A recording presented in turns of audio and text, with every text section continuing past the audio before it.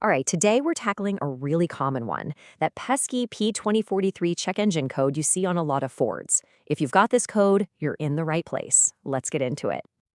Oh man, there's nothing quite like it, right? You're just cruising along, minding your own business, and then boom, that little check engine light pops on.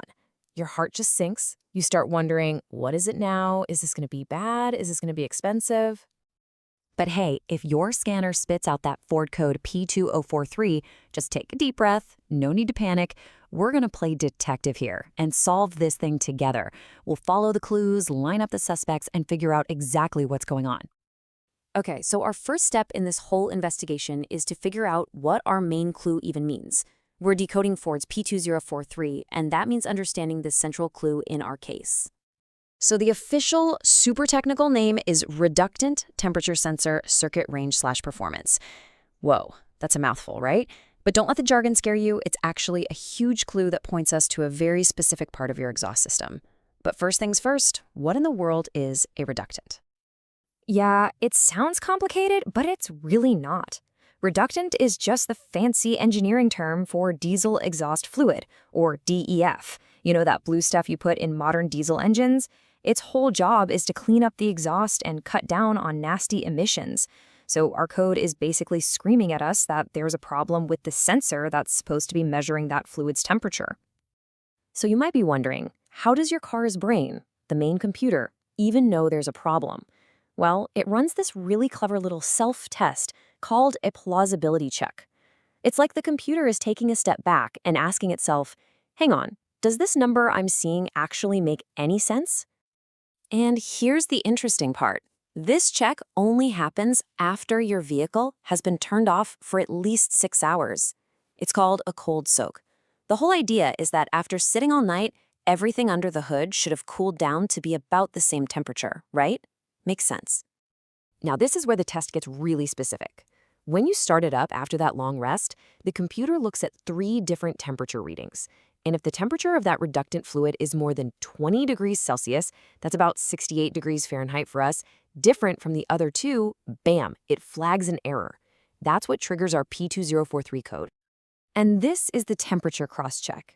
It's honestly pretty brilliant how the computer uses simple logic to find a fault. It compares the temperature of the reductant fluid against 2 other things: the temperature of the air outside the car and the temperature of the engine's own coolant. After sitting for 6 hours or more, all 3 of these should be pretty much identical. They should be buddies. So if that reductant sensor is the odd one out, reading way higher or way lower than the others, the computer knows instantly that something is wrong with that specific sensor or its wiring. All right, so our investigation has told us how the problem was found. Now we need to figure out who did it. It's time to identify our main culprits.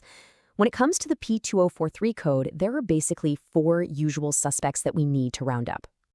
So here's our lineup. Suspect number 1, the sensor itself is just busted. It happens. Suspect 2, the wiring is messed up. Maybe there's a loose connection somewhere. And then suspects 3 and 4 are your classic electrical gremlins. A shorted circuit where electricity is going where it shouldn't, or an open circuit, which means there's a break in the wire somewhere. Now that we've got our suspects, let's figure out how to pin down the culprit and solve this thing.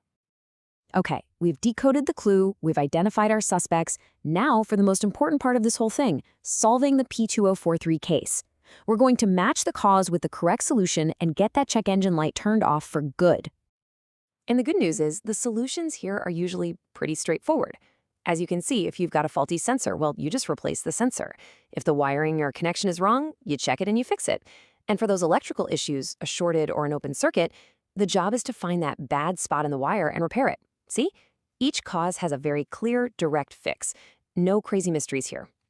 So really, the big takeaway is this: don't let a code like P2043 freak you out. Yeah, it's a common problem, but with the right information, you can absolutely solve it pretty quickly and easily. By just following the clues, understanding what the code means, how the car tests for it, and what the likely causes are, you can figure it out. What starts as that scary, mysterious warning light on your dash, well, it often ends with a really simple solution. Case closed.